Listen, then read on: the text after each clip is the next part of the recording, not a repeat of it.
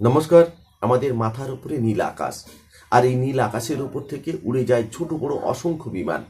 কিন্তু আমরা কি কেউ কখনো ভেবে দেখেছি এই বিমানগুলো আকাশের উপর থেকে উড়ে যায় এত ওজন নিয়ে কিভাবে? আর এই বিমানগুলো কিভাবে বানানো হয় কারখানাতে? কোন ধাতু ব্যবহার করা হয় যাতে অতি সহজে আকাশে উঠতে পারে, এত টিকসই হয়, এত মজবুত হয়? সমস্ত কিছু তথ্য থাকছে আজকের এই ভিডিওতে, শুধু আপনাদের জন্য। এক একটি বিমান প্রায় 2 লাখ কিলোগ্রামের বেশি ওজন হয়েও অনায়াসে আকাশে ভেসে থাকতে পারে। যেখানে সামান্য ওজনের কিছু শূন্যে ভাসিয়ে রাখা যায় না, সেখানে বিশাল ওজনের বিমান কিভাবে আকাশে উড়ে বেড়ায়? সাধারণত বিমান নির্মাণে বিভিন্ন ধরনের ধাতু ও অধাতু ব্যবহৃত হয়ে থাকে।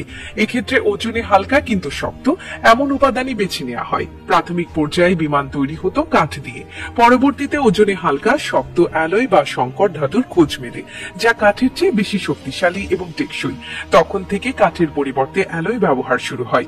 বর্তমানে বিমান তৈরিতে ব্যবহৃত হয় ধাতব, অধাতব এবং হালকা উপকরণ। বিমান নির্মাণে সবচেয়ে বেশি ব্যবহৃত হয় অ্যালুমিনিয়াম, ম্যাগনেসিয়াম, টাইটানিয়াম, ইস্পাতের মতো ধাতব উপাদান। খাঁটি অ্যালুমিনিয়াম মূলত নরম ও দুর্বল হয়ে থাকে। এর সঙ্গে স্বল্প পরিমাণ কপার, ম্যাঙ্গানিজ ও ম্যাগনেসিয়াম মিশালে শক্তি কয়েক গুণ বেড়ে যায়। 2 বা ততোধিক ধাতুর সমন্বয়ে একটি অ্যালয় বা সংকর ধাতু সৃষ্টি হয়। এতে যে ধাতুর পরিমাণ সবচেয়ে বেশি থাকে তাকে বেস ধাতু বলা হয়।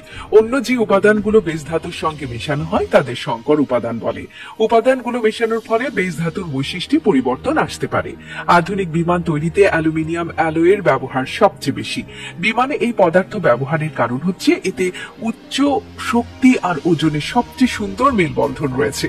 অ্যালুমিনিয়াম অ্যালয় ক্ষয় প্রতিরোধী, যে কারণে বিমানের ক্ষয় কম হয়।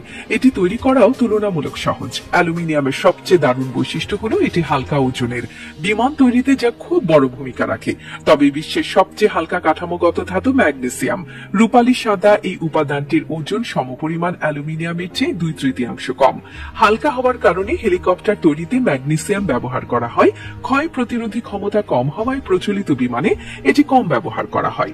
হালকা ওজন, শক্তিশালী, ক্ষয় প্রতিরোধী ধাতু টাইটানিয়াম। বর্তমানে বিমান তৈরিতে এই উপাদানটিকে আদর্শ ধরা হয়, কারণ অ্যালুমিনিয়াম অ্যালয় এর তুলনায় দুর্বল। অন্যদিকে স্টেইনলেস স্টিল ওজনে ভারী, পাশাপাশি এটি সামুদ্রিক বায়ুমণ্ডল দ্বারা প্রভাবিত হয় না।